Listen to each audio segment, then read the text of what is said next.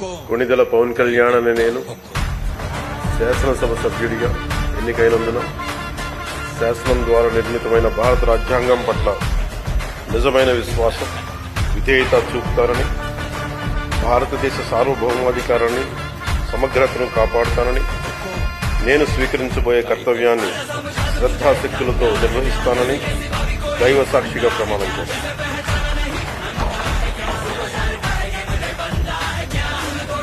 కొణిదెల పవన్ కళ్యాణ్ అని నేను ఆంధ్రప్రదేశ్ శాసనసభ